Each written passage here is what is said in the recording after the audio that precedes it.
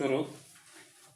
वर्ष 2019 में घुसपैठियों की पहचान के उद्देश्य से असम में नेशनल रजिस्टर ऑफ सिटीजन्स की अंतिम सूची जारी की गई, जिसमें 19 लाख से अधिक लोगों को बाहर कर दिया गया। एनआरसी का उद्देश्य भारतीय नागरिकों की सुरक्षा व जन कल्याण है। फिर केवल असम में इसे लागू करने से 19 लाख से अधिक लोग बाहर हो गए। यदि इसे पूरे देश में लागू किया गया तो करोड़ों लोगों का भविष्य अंधेरे में चला जाएगा। इससे अंतर्राष्ट्रीय स्तर पर हमारी मानवीय छवि पर भी प्रतिकूल प्रभाव पड़ सकता है। तेरा राष्ट्रीय नागरिक रजिस्टर एक ऐसा दस्तावेज है जिससे पता चलता है कि कौन भारतीय नागरिक है और कौन नहीं। जिस व्यक्ति का इस रजिस्टर में नाम नहीं होता है उसे अवैध नागरिक माना जाता है। इस रजिस्टर का मुख्य उद्देश्य होता है भारत में अवैध रूप से रह रहे अप्रवासियों, विशेषकर घुसपैठियों की पहचान करना।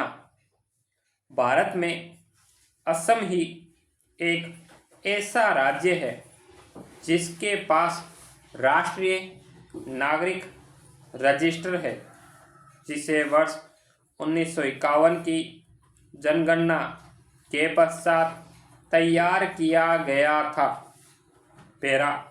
वर्ष 1947 में एक तरफ भारत को आज़ादी मिली तो दूसरी तरफ भारत का विभाजन भी हो गया।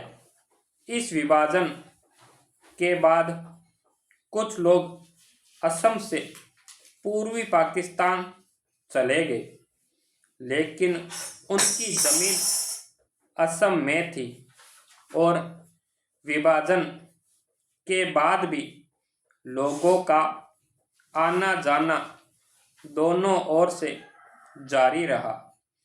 अतः असम के वैध नागरिकों की पहचान हेतु एनआरसी की आवश्यकता अनुभव की गई और वर्ष 1951 की जनगणना के आधार पर वर्ष 1951 में ही असम का पहला एनआरसी जारी किया गया। एनआरसी से संबंधित महत्वपूर्ण बिंदु निम्नलिखित है। असम समझौते के अंतर्गत वर्ष 1951 से 1961 के बीच असम आए हुए सभी नागरिकों को पूर्ण नागरिकता और वोट देने का अधिकार दिया गया।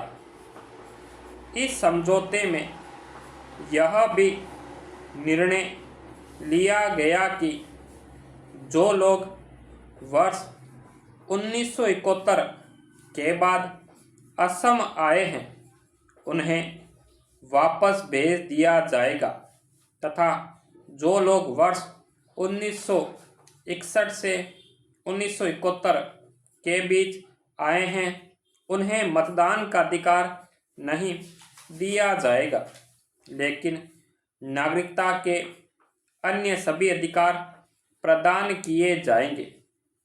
नवंबर 1999 में केंद्र की तत्कालीन एनडीए सरकार ने असम समझौते के अंतर्गत एनआरसी को अपडेट करने की बात की।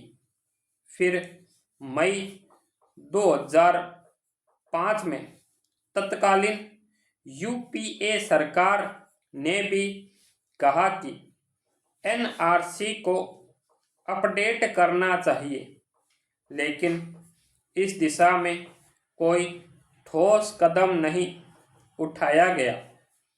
वर्ष 2013 में असम पब्लिक वर्क व अन्य गैर सरकारी संगठनों ने इस संदर्भ में सुप्रीम कोर्ट में जनहित याचिका दायर की। फलतः वर्ष 2015 से सुप्रीम कोर्ट के निर्देश और निगरानी में यह कार्य शुरू हुआ और जुलाई 2018 में ड्राफ्ट पेश किया गया तथा वर्ष 2019 में नवीन एनआरसी सूची को अपडेट कर आंकड़े सहित इसकी अंतिम सूची जारी की गई।